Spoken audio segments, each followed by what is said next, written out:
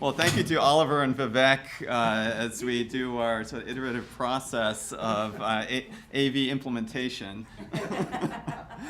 So, Oliver, I thank you for being the guinea pig here. And you do know that when they asked us to sign a release for the AV, that there was something in there about being experimented upon during your talk. I'm not sure if in the consent form there was a process of making sure that we understood the consent fully, but That's always the problem. yes. All right, so I'm going to be talking about another project which is more sort of domestically focused, which is around sort of, uptake of HIV testing. And it's reporting on a study that was done right here at San Francisco General. So I'm over at UC Berkeley, and I'm not a clinician, I'm an economist, but fortunately I'm working with two clinicians who are at San Francisco General. So Beth Kaplan, who's UCSF faculty and attending in the emergency department at the General, and Juan Carlos Montoy, who's a resident at the General, and who is really the person who sort of stimulated this overall project. And it's a trial that was funded under an NIH initiative that was joint between HRQ and NIA to test sort of behavioral economics approaches to essentially for looking at comparative effectiveness of different behavioral economics approaches. The jumping off point here is the statistic that many of you are familiar with, that about 1 in 5 HIV positive individuals in the US doesn't know that they're HIV positive, and about 30% of those who are newly found to be positive are actually getting tested very late in the process, and so are developing AIDS symptoms within a year or so. So the CDC, back in 2006, issued some guidelines which suggested that in order to try to combat this, we need to get at people more often when they're in clinical settings. So in particular, there was a recommendation that whenever someone walks into the ED, for most patients, we ought to be asking them to get an HIV test. Okay, so this was moving from the traditional sort of opt-in regimen to HIV testing, where someone only gets screened for HIV in the emergency department if their clinician happens to think that they're sort of at risk for some reason, to a regimen where it would be sort of routinely testing everyone sort of in the emergency department unless there was a sort of reason not to, or they decided to refuse. So what happened when we had this sort of recommendation? Well, a handful of hospitals actually adopted it, but most haven't. Okay, so what are the hospitals telling us why they're not taking up this recommendation, so at the hospital level? Well, there are lots of different reasons, but one of the reasons is that hospitals are saying, well, my patient population isn't actually all that at high risk of HIV, and we don't think this would be cost effective. Now, there have been a number of cost-effectiveness studies that suggest that, well, actually it would be cost-effective in the vast majority of sort of ED populations, but those studies haven't systematically examined whether those individuals who are newly testing as a result of this and move from opt-in to opt-out are really high-risk individuals, or are you just getting a whole lot of low-risk individuals and you're not getting any sort of high-risk individuals? And so there's a sort of assumption that's built into these cost-effectiveness models that hasn't been tested. But then there's another issue. Anytime you sort of move to sort of an opt-out regimen, people worry about the potential for sort of coercion. Okay, so there's an ethical issue. Particularly as someone walks into an emergency department, they're there for a very particular reason. They don't want to be going sort of against medical advice in some sense, saying, well, you're recommending that I get this HIV test. I really don't want to get it for whatever reason, but I'm afraid to say no. So this is one of the reasons why some hospitals have said, well, we actually don't like this issue. Now, here in the Bay Area, we've seen more uptake of this, but in most hospitals around the nation really haven't done this. So what we're going to be doing in this study is sort of testing and some particular hypotheses about how we might sort of improve uptake for HIV screening in this setting. And you can think of it in the sense of sort of the iterative process that we spoke about this morning. The 2006 CDC guidelines were not based on sort of a large set of sort of randomized trials of moving from opt-in to opt-out. they were based largely on the strength of the evidence around sort of pregnant women, screening for pregnant women, where that we sort of had moved towards more screening in pregnant women, and that seemed to be sort of very effective at sort of identifying new infections, and seemed to be sort of well accepted. But at this point, we need to sort of understand, well, for the more general population in the emergency department, why doesn't this seem to be effective? So what we did is we ran essentially a field experiment at San Francisco General for the past 2 years, and we're going to look at two different things. One, we're going to look at the defaults, so the opt-in versus opt-out. Second, in the spirit of this sort of behavioral economics initiative, we're going to ask the question of whether very small sort of incentives or sort of nudges are also sort of effective at the patient level in getting people sort of take up. And what are the types of patients who would then take up under that context? All right, so, oops, where did we go?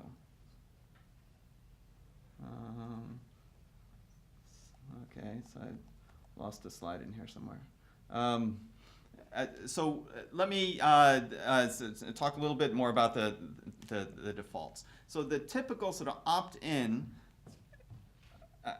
scheme is to essentially only test someone for screening, screen someone, test them for HIV, if the provider thinks that they're at risk or the individual sort of asks for it.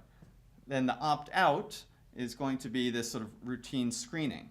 Now, in the larger sort of behavioral economics literature, we think about justifying the opt-out because people have the tendency to procrastinate, they have inattention, et cetera. So this is a sort of kind of soft paternalism in that you sort of make it easier for someone to do what they think what they want to do, but without any particular sort of coercion, and it's a completely sort of voluntary behavior. You're still giving the choice to sort of opt out. But as I sort of indicated, many people sort of are nervous about the potential coercion here. So in the behavioral economics literature, there's a third way, which has been proposed and investigated. And it's called active choice.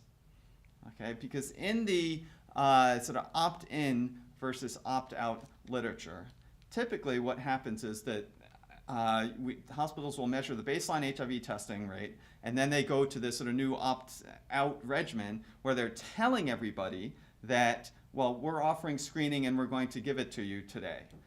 Well, it might be just the fact that you are mentioning it to everybody who walks in that's actually the important thing that's getting people to be screened more often. It's not the fact that you tell them, we're going to screen you today unless you say no here. Okay, so under an active choice regimen, you would very proactively tell people that we are offering screening today. Do you want it or do you not?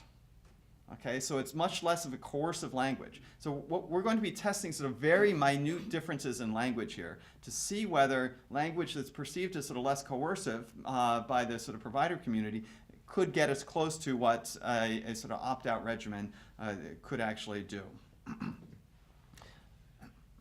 Okay, let me just skip over some of that. So just in terms of the small monetary incentives. So we're going to look at these monetary incentives completely sort of cross-randomized in this particular study. So there's been a lot of attention and some discussion this morning too, so the use of incentives more generally sort of in the healthcare arena, and a lot of strong sort of attitudes about using them. So lots of concerns about sort of whether they are going to be coercive as well in some sense, whether they're going to be sort of ineffective because you're motivating the wrong people sort of for the wrong reasons, or not motivating them to actually sort of do the right thing. What I'm going to be testing here are not sort of large sort of financial incentives that should really be changing the sort of cost benefit that people have in their head about whether to engage in a particular behavior. I'm going to be looking at very small incentives that are often sort of called nudges sort of in sort of the larger literature. Okay, so in the U.S., we have this study by Hakus, which looked at sort of $25 incentives for individuals who are referred from an emergency department to go and get sort of outpatient screening. And we found that it actually increased the return rate from 8% up to 25%. So it looks like they're actually effective for, reasonably effective in this type of a population at sort of $25. Thornton, in a study in sort of Malawi, looked at different sort of cash incentives for people to come and pick up their screening results. And she found that even very, very small incentives had a large impact on people sort of picking up the results. So why is that? Well, again, some of the behavioral economics literature, sort of drawing on sort of the sort of intersection of psychology and economics, suggests that it's not sort of the cost benefit sometimes, but even just small monetary incentives can give people a signal, right? It makes them think about these questions in sort of a different way, in a different frame. It's signaling the importance of this particular behavior. It may also sort of combat the sort of procrastination, or it may also give people a sort of justification either to, if they need to sort of fool themselves, or to their sort of family members and friends. Well, why are you getting screened for HIV? Do you think that you're at high risk? No, it's just because they're giving me the money. Right? So this is anecdotally what we hear is sort of some of the sort of processes that people have. And I'm not testing exactly what the thought process is here, sort of underlying the behavior, but these are just some of the sort of conceptual justifications why even sort of very small amounts of money could be effective. Okay, so we're doing this study in the San Francisco General Emergency Department. As I mentioned, it's from 2011 to 2013, sort of over the course of 2 years. Anyone who is sort of eligible, who's walked into the ED during all but the sort of graveyard shift, were eligible to be included in our study. So per the CDC guidelines, we're looking at 13 to 64-year-old individuals. They had to be mentally sort of able to understand the sort of premise of the study and provide informed consent for the purpose of the study. We excluded individuals who were known positive. They had tested within the last 3 months. If they were pregnant, if they were in the emergency department in custody, or if they were not an English or Spanish speaker, they were sort of excluded from our particular study. So this was the field experiment. Essentially, we had research assistants that were trained and integrated into the San Francisco General sort of Emergency Department, and so they worked in parallel with the sort of caregivers. So after an individual had already been gone through the intake and they were sort of bedded and they were sort of waiting for care, our research assistants would sort of approach them for different aspects of the study. It would be the clinicians who would actually sort of order the screening. The nurses would draw blood if it hadn't already been drawn for whatever other reason they were in the ED for. And then we actually we consented people to be included in the study ex post, so we had sort of a sort of permission to wait to consent them until afterwards, and I'll speak to that in a minute why that was. So for the different defaults, essentially we had this opt-out default, which is we are going to test you for HIV unless you decline. The active choice is, would you like to be tested? And the opt-in was, well, testing is available, let us know if you'd like to be tested. Seemingly small differences in language.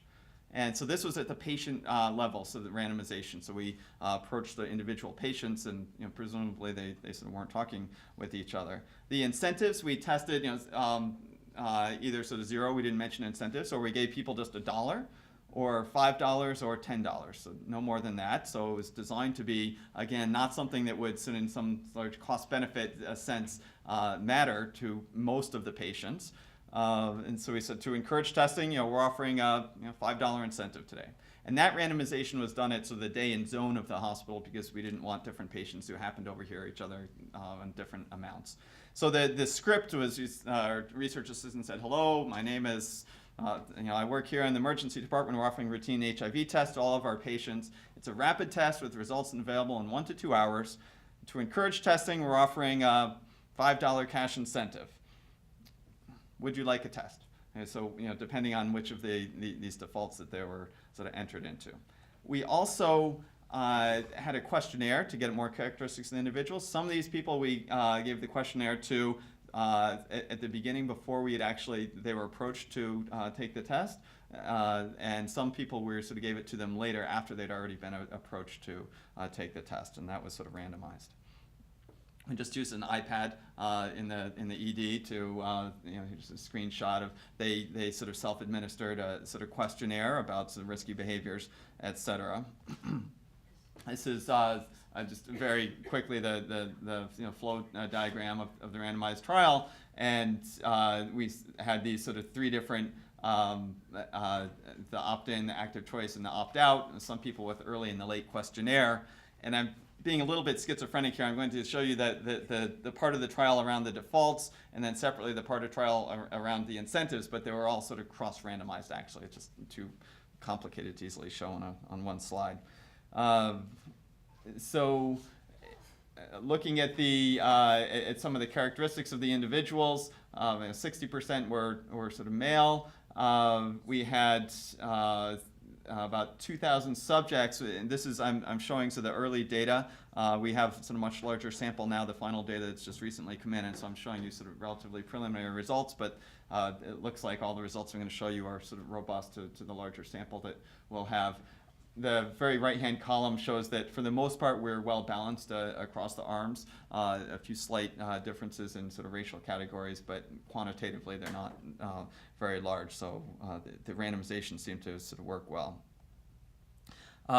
Similarly, for the incentives, we have a sort of flow diagram here that, again, we sort of had these 4 different incentive arms, and we had early and late questionnaires sort of across all of them. For the incentive arms, the same thing. If you look at the right-hand column, we were sort of relatively balanced across sort of the different incentive arms, except for some sort of minor differences by some racial categories. So in some of our empirical analysis, we're going to control for some of the sort of demographics, and sort of just in case there's sort of imbalancing, and we'll see that all of our results are sort of robust to those. I won't show you all those. So our key results, I'll show you a graphical version of this now, so I don't want to spend a lot of time looking at the table, but essentially in the top row, you can see that all of our results are sort of robust to including lots of controls. The results don't really matter very much. But here's the sort of main effect for the different defaults. So according to our opt-in, where we've told everybody that we have HIV screening available today. So it's not sort of the true sort of opt-in when there's no program. All right, this is sort of a very robust opt-in. So just telling everybody that we have a program today, and then telling them to let us know if they want to be tested. We have about 50% who get tested.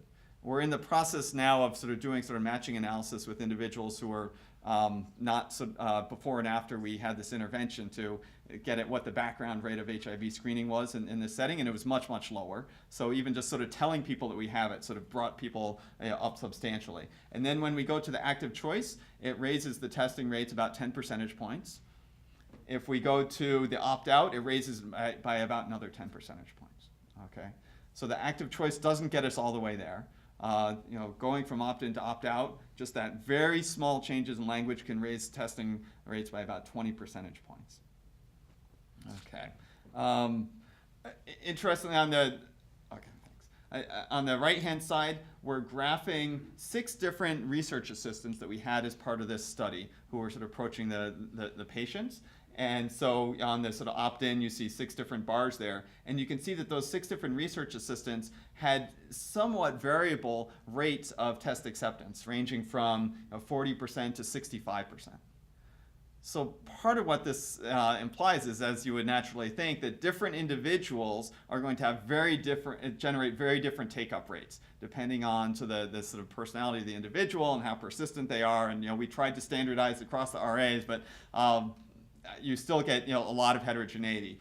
So your results are going to vary across individual who's asking about the testing, and so obviously across settings that it's going to vary even more. And this explains some of the heterogeneity that we see in the research literature about very different rates of sort of uptake that we see in different settings at various places. But for all of the research assistants, there was a sort of monotonic increase as we go from opt-in to active choice to opt-out.